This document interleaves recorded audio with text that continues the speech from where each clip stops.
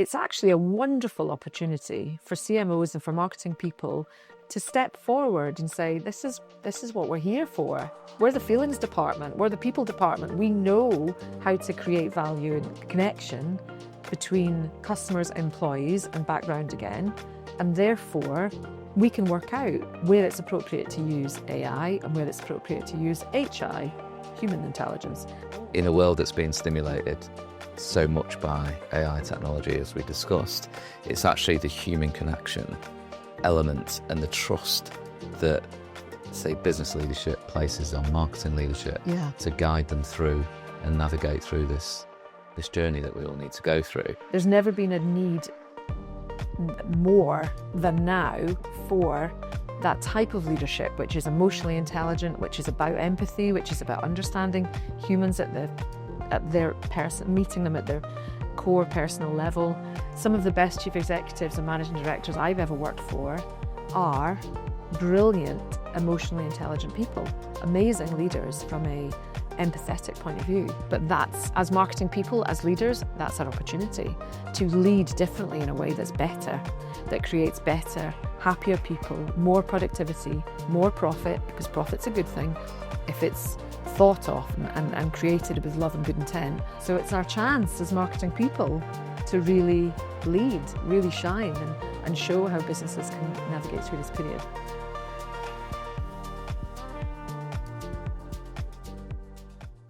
Well, thank you for joining me today, Rebecca, on the Only Connects podcast and series 2, which where we're inviting CMOs, chief marketing officers, on to talk about their journey and what connection means to them, and in particular, exploring the present day situation around connection of marketing to business leadership and C-suite and so forth. So, all I can say is it was a great pleasure to have you on the podcast. Thank you for having me.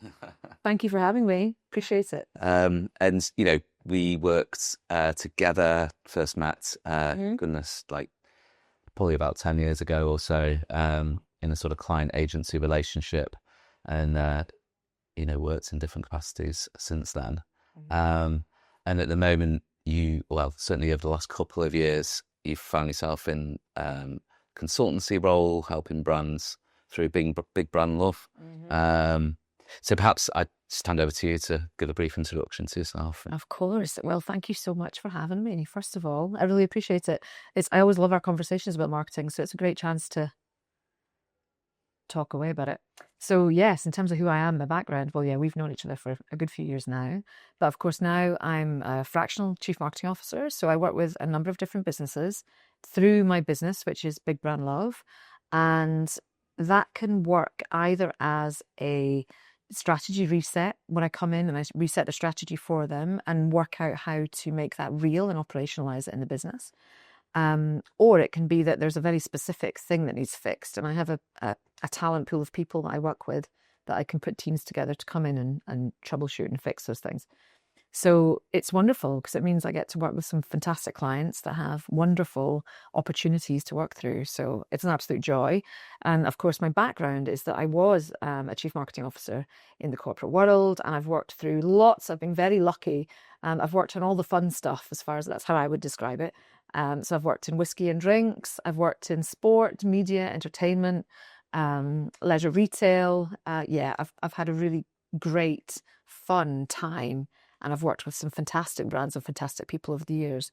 So I feel very lucky and blessed, actually, to have done that. And that's when we met, was when I was in sport. So yes.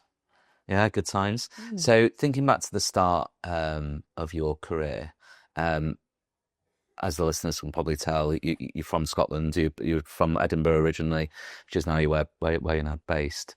And that's where your career very much started. How did you get into marketing originally? What led you to a career in marketing? So, I'm originally, partly from Edinburgh, but I'm actually originally a Shetlander. So I'm originally from the Shetland Islands, but I a third of the time, big chunk of the time, grew up in Edinburgh as well. So because of the nature of my family at the time, I had this wonderful existence of, living on a beach up north in isolation. There's orcas and seals and all of that. Along with, at the time, my mother was working in theatre and film, so a very creative environment and very rich in terms of being in the city and surrounded by creativity. So a really wonderful balance. And the reason why I got into marketing in the first place was ultimately because I like to connect with people. I love the connection of human beings, and that is what marketing is about. That's it. It's that simple. And that's why I did. So originally, my dad used to say to me when I was really young, I was probably 7 or 8 when he first said it to me. He's like, I think you'll probably work in like PR one day or something like that. And I never really understood what that meant. And now, of course, he explains it as being just the way I sort of I was looking for harmony in conversations and trying to connect people. So that was always a thing that I did. And then when I was at school as a teenager, I used to make adverts in my lunch break. So somewhere in a drawer back home on the island, my father has some dodgy VHS tapes of me with a huge perm and massive Dennis Taylor glasses commanding adverts for Lockerbie butter and what the juice brand was it at the time? Can't even remember. Some of you Bungo or something like that. But anyway, making TV ads on lunch breaks, it was good fun. And then I realized that I had a real love for the science and the art that is marketing. And I'm now extremely passionate about the profession and learning about it constantly and giving it the credit that it's due in terms of it being a really solid, important, established profession. Lots of people wouldn't put it in the same category as law or accountancy, but it is, of course, it's really important that people think about it as a technical expertise area that you have to be qualified in and that you have to know what you're doing.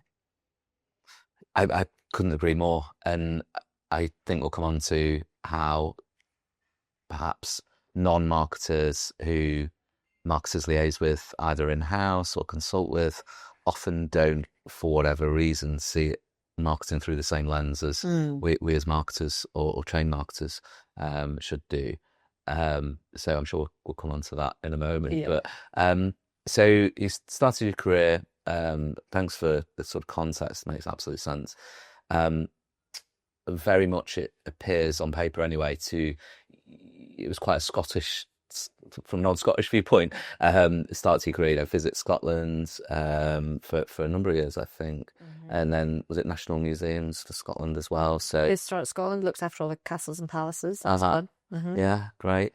And that was sort of your entry into, or the first few years within a marketing career. And then you went down to London after that. And that's right. Yeah. Yeah. I think the path that set me off on what I would call memory making experiences was when I actually lived in Australia,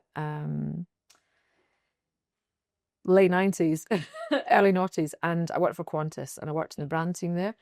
And there was something about it that made me go, oh, this is fun. This is cool. Like giving other people great memories and great experiences is something that gives me joy and it's wonderful to watch. It's really great. So that set me off on a path, which was actually then Visit Scotland, Historic Scotland, castles, palaces, art galleries, museums, things that created joy in people's lives. And so, of course, then I went down to London and I worked for Merlin Entertainments, of course, which is, it's, I haven't checked the latest visitor number, but it was something like 55 million visitors or something like that.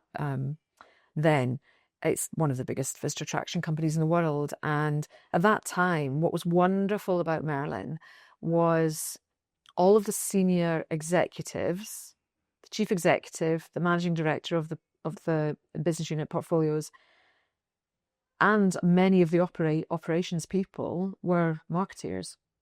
So the marketing first culture. So now Sir Nick Varney, marketer, Glenn Earlham, chairman of David Lloyd, marketing person. All of these senior people that were running the company were thinking from a customer first, marketing first mindset.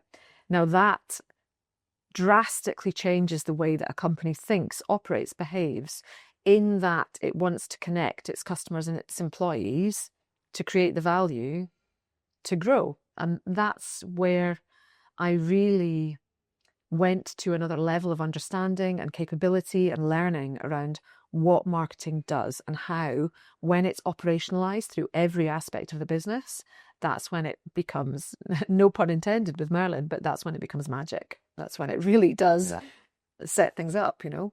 Fantastic. And that element of experience definitely rings through. I actually worked with Merlin when you weren't there, actually, when you'd left. So I'm very familiar with the element of the business and the attractions that are part of that group. And I can definitely take the experience element and that's a strong part of the business DNA, really. And that carries through to when we worked together at the Jockey Club. It was very much, the strategy very much moved into a space where as a set of racecourses that have a whole number of fixtures of different size and notoriety and attracts different levels of audience depending on the profile of the fixture and so forth, that we lend very much strategically into the experience that the audience, those different audience segments would have. Absolutely. To try and reach into the softer audiences as well, which are often difficult to attract to the sort of less attractive or notorious fixtures or events that take part calendar. So, and I know that's a continual challenge for the sport, but it was a really fun time to work on that together. And, you know, it was quite a transformation journey as well, if I recall. Yes, absolutely. Because a lot of that work at the Jockey Club was about operationalizing that entire promise for the customer into the delivery. And that's where I think it's quite easy for lots of businesses to assume that an experientially led business like sport, like visitor attractions, then that's what they do. But the lesson is that operationalizing that entire promise to delivery in everything that you do, because it's about human experience, regardless of what business you run or what kind of operation you have, that is the lesson ultimately, because that's what will make people feel good about that business, feel good about that brand, whether they be an employee or a customer that's paying for the service or the product. It will make them feel good about it and come back again and again. And the work that we did at that time was entirely about that. It was about how do we create something really special in our promise, and then how do we make sure that it's then delivered to that individual, and creating that feel-good factor about the brand, the racecourse, the event, those things that we were taking out to the world, so that people would come for the first time, but then they would come back again. And I think the other thing about that, the work that we did at that time, was keeping the principles of that quite simple. So we had the one more visit strategy, which was, it's only about one more visit, like that's what we're trying to get to. And that will make a difference for those people that are coming to spend their time with us, spend their money with us. And it will make a difference for the way that the business operates and grows. It's massive, you know, if all of those people come one more time. But that makes it easy for the teams in operations and across the wider business to understand what we're trying to achieve and to break it down and make it, easy to get their heads around. And adding that, creating that, almost that sort of fairy dust, that magic, that something special, so that people understand and believe it. Ultimately, it's about why, as a customer, as a human, would I value this? And most people in all businesses will get that if you can explain that in a way which is human, you know, and down to earth. I think the work that we did at the Jockey Club is a really good example of that, you know. And I think, you know, that thread that runs through like the experience economy, brands that operate or weight within that area, and that is part of the DNA of the brand. It ultimately, the outcome is how the customer feels off the back of that experience, which plays a big role within, you know, Merlin Entertainment's Jockey Club. I'd expect to a differing degree, but similar within your next role, which was Artisanal Spirits. Absolutely, yeah. You know, absolutely, well-known drinks brand here and based here in Edinburgh. Yeah.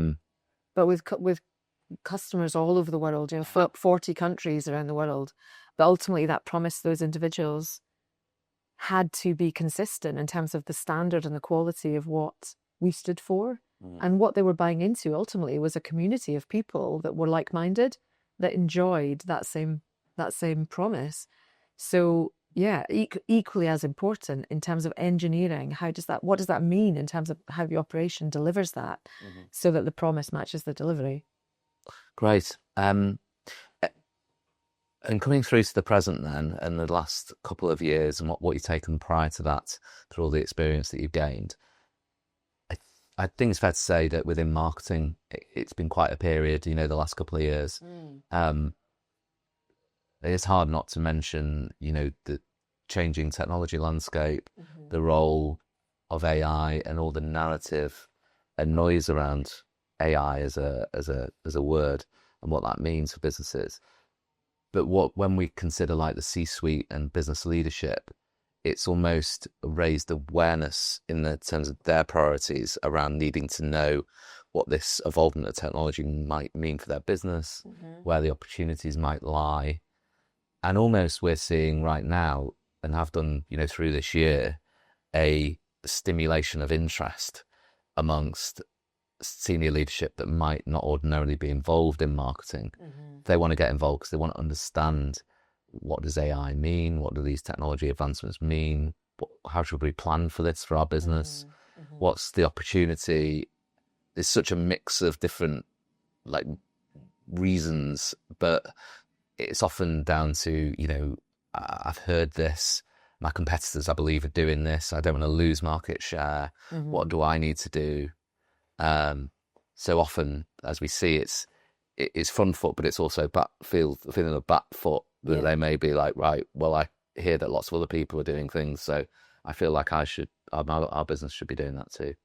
So I think there's an increased interest in marketing right at the top of business, but it's not a simple, that's a positive piece, but then there's also this whole importance around the understanding of what marketing is. Yeah, and absolutely, yeah. That is difficult as it would be, the other disciplines you mentioned before. I imagine it's difficult for, say, myself to understand the intricacies of law, because I've not studied law as a profession. Yeah, you're not a lawyer. I'm not an accountant. Yes, it's not like, so asking a non-marketer, even a successful business leader, to truly understand it. And that has led, as we were discussing previously, around like quite a tactical mindset of, surely marketing is X or surely marketing is Y, be that like growth or, communications or whatever perception that individual may have. So I think it's an interesting like discussion area of like right now we're seeing this sort of mix of things. And is that what you're seeing within Big Brand? Absolutely. I think there are a number of different things going on. There's obviously the question about AI and what that means for all of us in the world. There's a piece about marketing and what has it become and where has it been. There's definitely been this weighting into the terminology around growth marketing in the last 10 years. And it definitely feels that there needs to be a rebalancing around what marketing means and what that genuinely can do for a business and what it means in practice.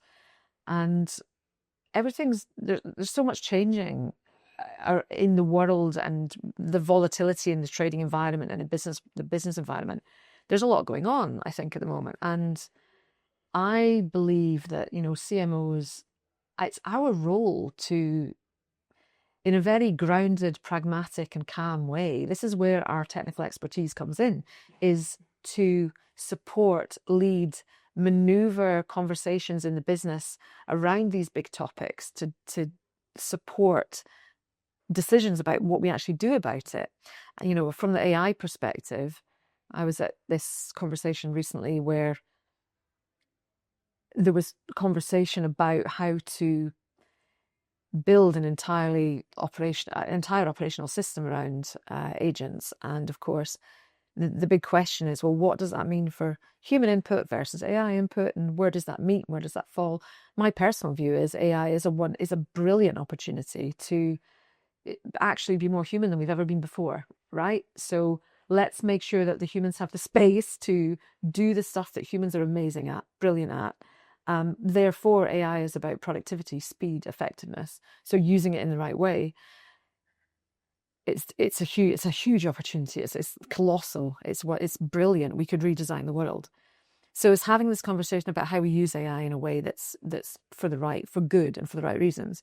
There's a piece about marketing as a profession and how we reset the perception of what marketing is and help CEOs and leadership teams understand what marketing can really do for them and what that means in the context of how their business can grow. And part of that conversation is about where is your business on the marketing maturity curve, but actually, where is your business on a professional maturity curve? Like, what does that look like? And what's your scale of your ambition? And where do you want to get to? Therefore, what do you need to do to get there? And making that easy to understand and breaking that down into stages and actions that CEOs can go, okay, in simple terms, I understand that if I want to get to this point in 18 months, 2 years, whatever it might be, I'm going to have to do this, this, and this to achieve that. And at the moment, there's so much noise going on that the role of the CMO is to support the CEO in navigating that conversation in a way that makes it practical and easy to turn into business impact. I think. Yes. And we are seeing sort of consistency in terms of clients and CMOs at client side turning to us and saying, what do I need to plan ahead for? I'm being asked by my CEO that very question. And it's not a simple answer, as you've referenced. And what I would take from what you've just shared is there's the real opportunity that's strategic and links to elements of businesses like operations and so forth. And even within the marketing team or department, depending on what size of business, there's operational efficiencies and opportunities there. Yeah.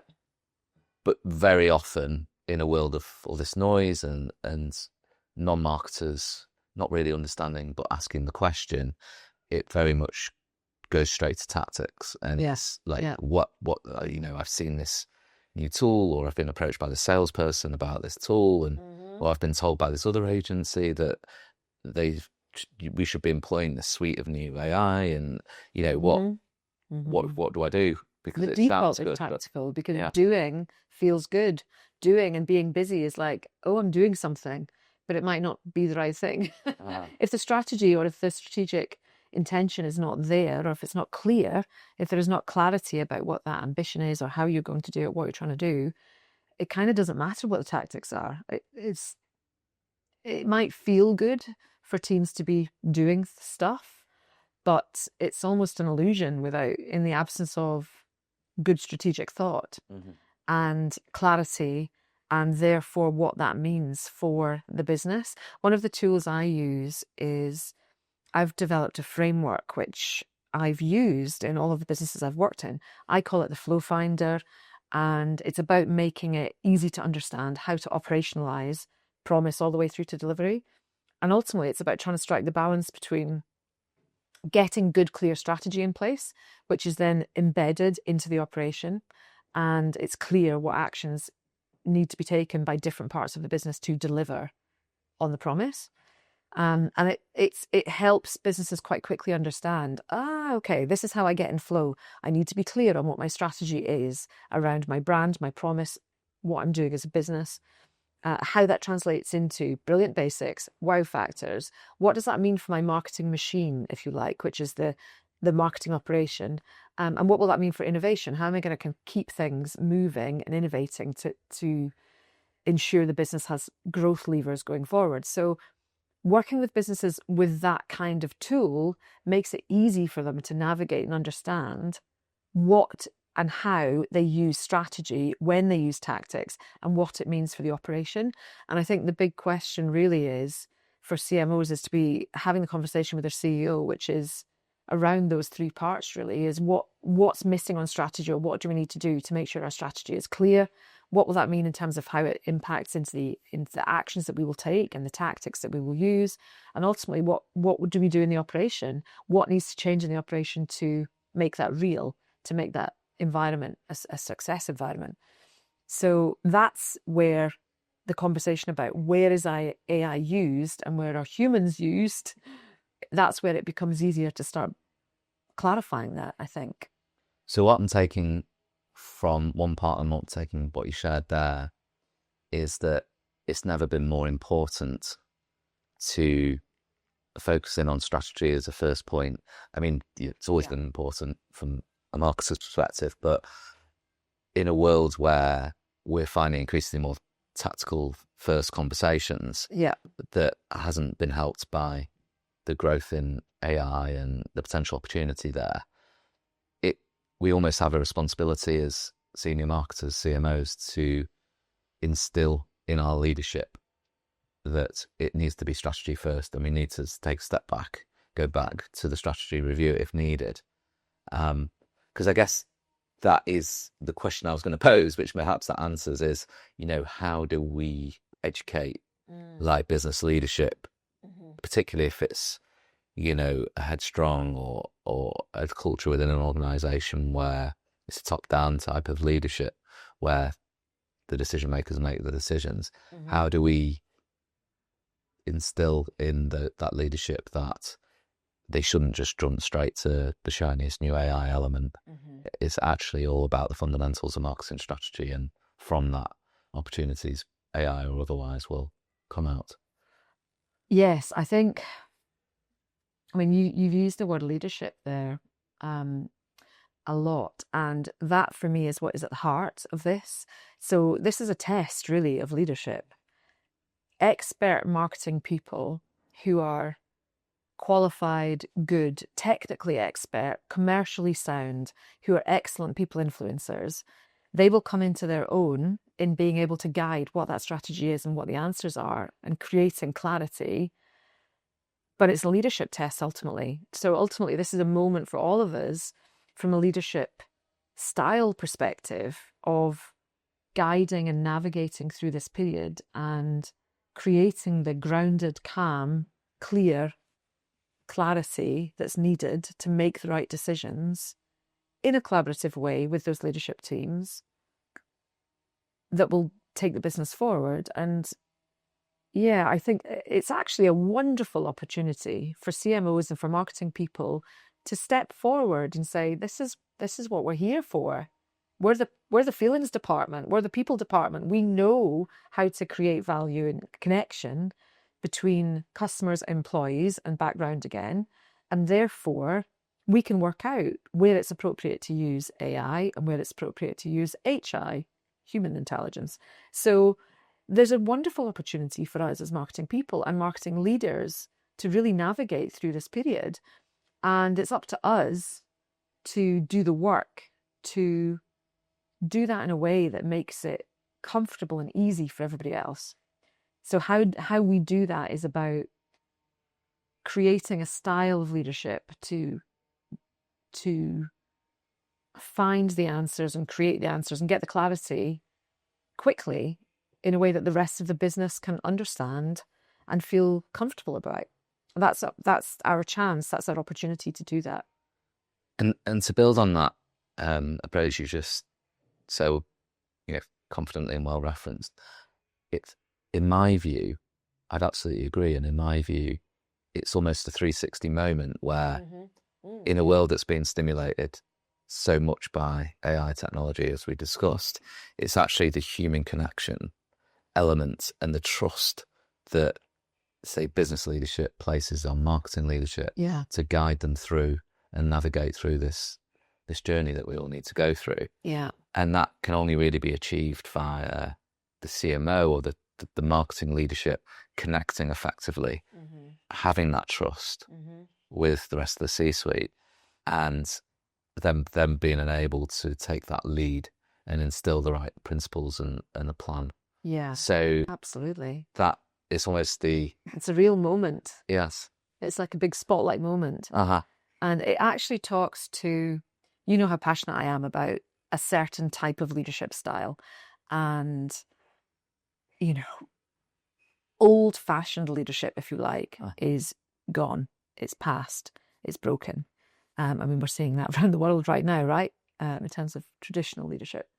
But this is the moment really where leadership becomes, it's actually where marketing, business, and leadership sort of wonderfully come together, because it's so interconnected. And there's a reason why a lot of people that work in marketing are empathetic, right? They're empathetic leaders. There's never been a need more than now for that type of leadership, which is emotionally intelligent, which is about empathy, which is about understanding humans at their person, meeting them at their core personal level. It's never been needed more than ever before right now. And it's marketing people, marketing leaders that have, in most cases, the skills and the opportunity to support with that. Because of the profession, because of what we do, that makes us naturally apt and good at being highly emotionally intelligent leaders. Some of the best chief executives and managing directors I've ever worked for, who I will always have so much sort of professional affection for, are brilliant, emotionally intelligent people, amazing leaders from a empathetic point of view. And that really will help us navigate through. And, I talk about love leadership, and I have a love leadership framework, and there's a way of doing it. And I will never stop banging the drum about that, because it's never been needed more than right now. But that's, as marketing people, as leaders, that's our opportunity to lead differently in a way that's better, that creates better, happier people, more productivity, more profit, because profit's a good thing if it's thought of and created with love and good intent. All of those things come with that style of leadership. And the evidence is there, the data's there. So it's our chance as marketing people to really lead, really shine, and show how businesses can navigate through this period. Fantastic. I usually end on asking what you would recommend the audience, or where your viewpoint sits in terms of looking forward to the future. But I think you've just brilliantly shared that with us there. Mm-hmm. And I'd absolutely agree on the theme of connection. It's never been more important to connect senior leadership with senior marketing leadership. Absolutely. Yeah. Brilliant. Yeah. Well, thanks so much, Rebecca. Thank you. Thanks for having me. Thanks for the chat. We'll have to do a part 2. Yeah, there's so much more we could talk about.